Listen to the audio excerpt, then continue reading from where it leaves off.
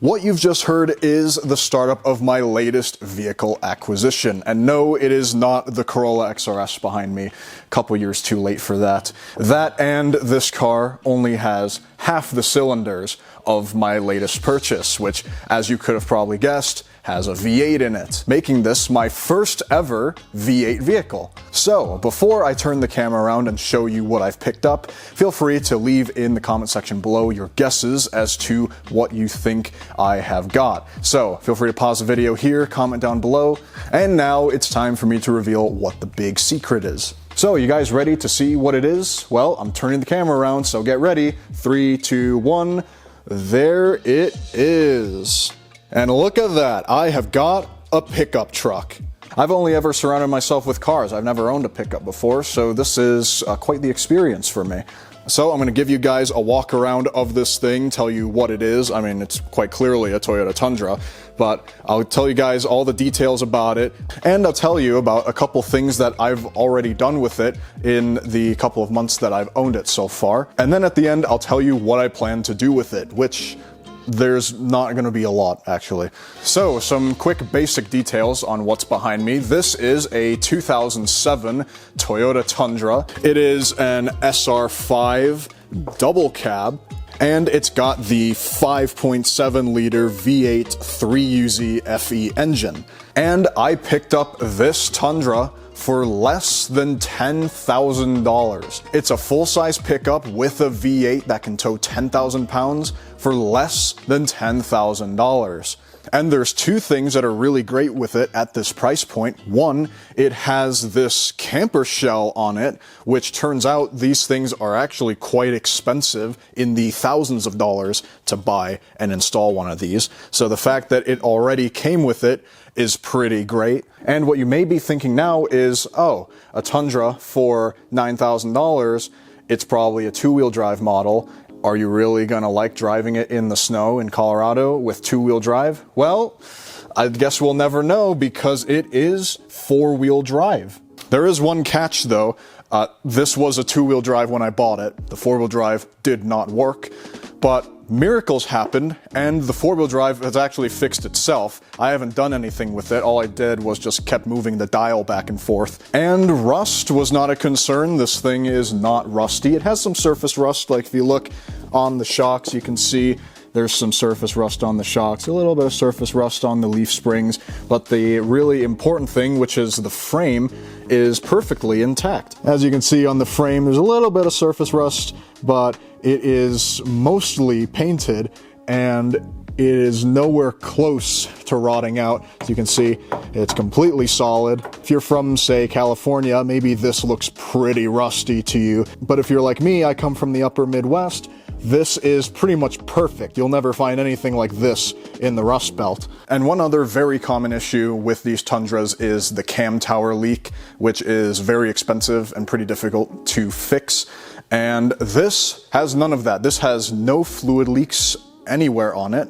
Kind of tricky to see back there. This doesn't really give you a good idea if it's leaking or not, but you can see there it's completely dry. There's no oil anywhere back there around the exhaust, which is where the cam tower leak drips onto.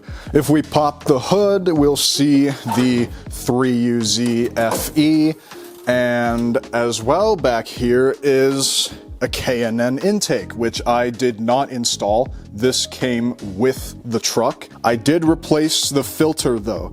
When I bought it, this filter was in terrible shape. It was actually so bad that even though this is a washable filter, I was pretty confident in saying it was unwashable, or to the point that I would have to put a significant amount of time into cleaning it up and making sure it was flowing normally again. So I threw it out and just bought a new filter for it. There it is. There is the iForce 5.7 V8. As you can see up here, 3UR FE. It's pretty dirty in here. I should clean it. I will clean it at some point, but this is just how it is right now. I should have cleaned it before recording this video and make it look presentable, but oh well, you're seeing it as it is. When I bought it, it did not come with a battery tie down though, so this battery was just loose moving around everywhere. So I bought this tie down from Amazon, put it in. Now the battery is nice and secure, not moving around. They said that this tie down was specifically for the Tundra. I'm not sure I believe it because this part is sticking out a whole bunch and this part's not. It seems like a universal one to me, but oh well, it does the job. It keeps the battery nice and secure, and that's kind of what I need at the end of the day. This also does have an aftermarket exhaust on it too. It looks like it was custom made. It's a Flowmaster muffler with some whatever piping was there. It looks like it's 3-inch something piping. It looks like it was done quite a while ago. It's definitely aged. It looks a bit corroded. It's not anything really special or super nice to look at or anything. It's just an exhaust and it's a little louder than stock. So that is all of the basic info out of the way, and now I'll tell you some of the things that I have done with it during my time owning it. Starting at the front, this is not the original grill. It looks like it because I bought a replacement original looking grill for it, but this is not the original grill. The original one was chrome and I've got it over here. And as you can see, it's pretty obvious to tell why I replaced this. This is looking pretty aged, pretty ugly. Definitely has seen better days. And I could have bought another chrome one, but I figured I'd buy a black one because I figured, one, the black honestly looks kind of nice. I like it. But the other thing is that if I wanted the chrome look, which I am kind of thinking about just to make it look stock again, I could just wrap this in chrome, and that way when the wrap ages and gets old, I can just take it off and apply new wrap to it instead of having to deal with all of this and how not great this wall looks. And yeah, I could have bought a cooler looking grill. It looks just like the stock one. It's exactly the same. Yeah, I could have bought something nicer, but I wanted to keep it looking stock, so that's why, it looks like this. Now, staying at the front, I also replaced the fog lights. There it is, brand new fog light housings. Here's a picture of the old one, and it just looks really clouded, but it's not. It's actually dirty on the inside somehow. I guess the light bulb must have come out and they drove this thing down a dirt road or something, and that's why that happened. I don't know for sure, but that's just my theory. But anyway, there's tons of dirt on the inside, even covering the light bulb itself. And it was terrible. Super caked on there, and it's not like I could really reach in there and clean it out with a cloth or anything either. So I got these replacements on Amazon and just tossed them in. Overall, much nicer than what was on there before. And that's all I've done on the outside. I haven't done anything else. Now, coming to the inside, as you can see, that's not factory. These are aftermarket LEDs in blue. I've gotten mixed reviews on the blue. Some people really like it. I really like it. This is pretty much the shade of blue that is my favorite shade of blue, which is my favorite color. And some people don't really like it. You can tell me what you think in the comment section below. I won't be offended, so don't worry. And that's not the only place. I've also got blue in the doors too, because I figured it would be nice to match. And there's also a light bulb down here, which I've also made blue. Basically, I've made every light in here blue. That's what I've done. And now we step in. There's this big handle here to help you get in. And the interior here is all stock, as you can see. Stock radio here, which I will replace. This thing keeps shutting off by itself. Turns out it's a pretty common problem with these Tundras. It does have this OEM, this is OEM, this little backup camera. It's kind of funny. It just stays like that normally, and then when you want to use it, flips down. All the lights are off now, which is brilliant. Kind of an odd little thing. I've never actually seen a backup camera screen like this before. I've also replaced these window switches, and I've done it on all the door cards. And these make it so that the windows go down or up with one touch. And they even light up, and they've got their own LED lights in there. But basically, push it down, window goes, and then push it up, window goes up, The factory window switch is one touch down on the driver's side only and no one touch up. So I figure this would be a nice upgrade, and now you can do it on all the other windows as well. Now the big thing that I've done in here is this. Now if you know your Tundras, then you'll know that this is not the gauge cluster this comes with. This is a limited gauge cluster. It's an Optitron cluster. It's got a little screen here. It looks nicer than the orange one it comes with. And this is also where you guys get to see the mileage, which I purposely didn't show you until now. There it is, 244,812. Very high mileage. This is my highest mileage vehicle by far, but 240,000 miles in a Tundra doesn't scare me at all. This thing is running in really tip-top condition, even for being a 2007 with such high mileage.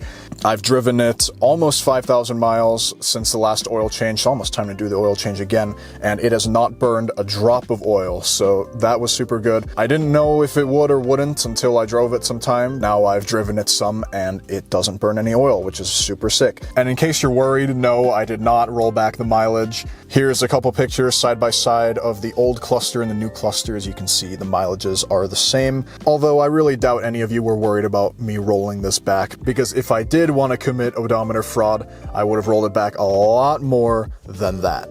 Oh, and while we're here, I'll just show you that the four-wheel drive system is working. We just flip this switch here, and VSC light comes off. 4 high now on. There it is. Switch it off again, and that all goes off. Kind of weird that the VSC turns off. It doesn't do it on 2010 or newer, I don't think, but it does do it on these 2007 to 2009 ones. I don't know why. It's kind of an odd choice that they did that. Toyota, do you have answers why you did that? That's kind of weird, but oh well. Oh, and don't worry, I didn't start it in a closed space, I opened the door. And that's everything here. One other thing inside that I've done is added some storage space. Since this is a double cab, it's got folding seats that fold upwards, meaning it's got all of the space down here to store stuff.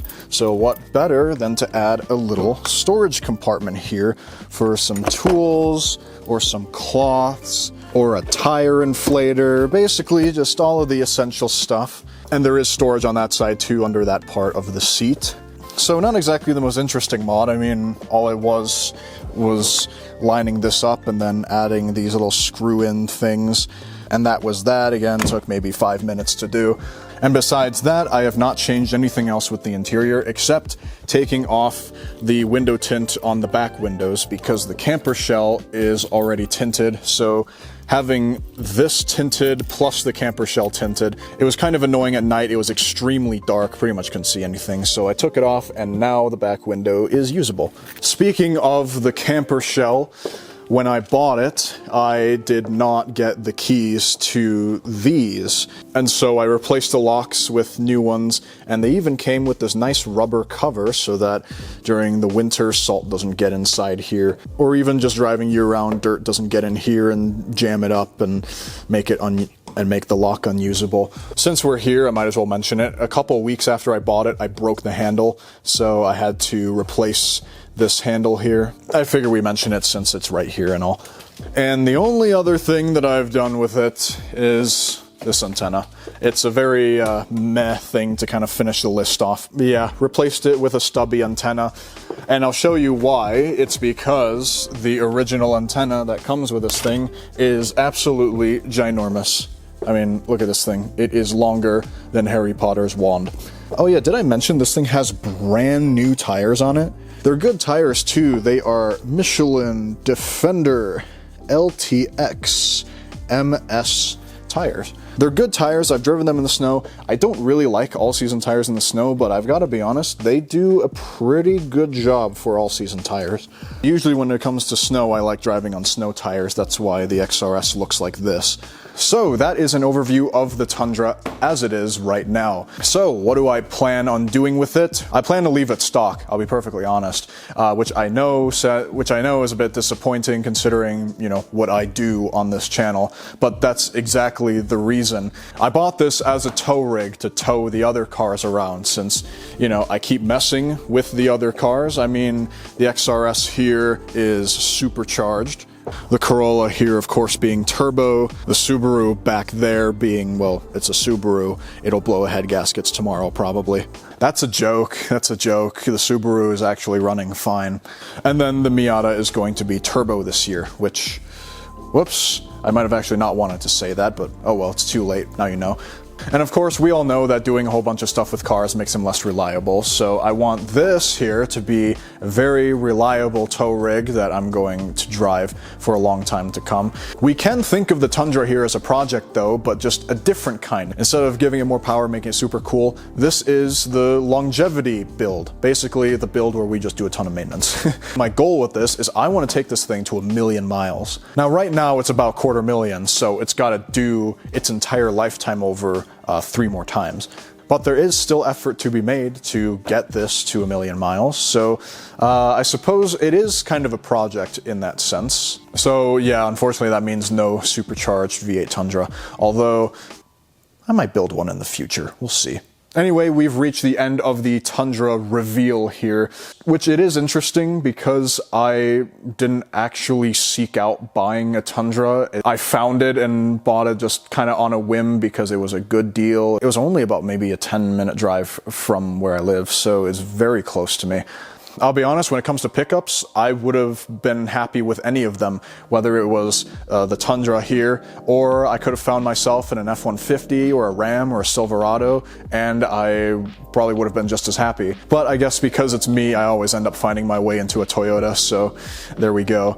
So that is the end of today's video. Hopefully you enjoyed seeing the reveal of my new, to me, Tundra SR5 double cab. Thank you for watching. Let me know what you think in the comments section down below, and I will see you in the next video where we are going to fix the XRS because it is, well, it's leaking oil, but also I've got some stuff to install too. So we're going to be working on this thing again. Anyway, I'll see you then. Goodbye.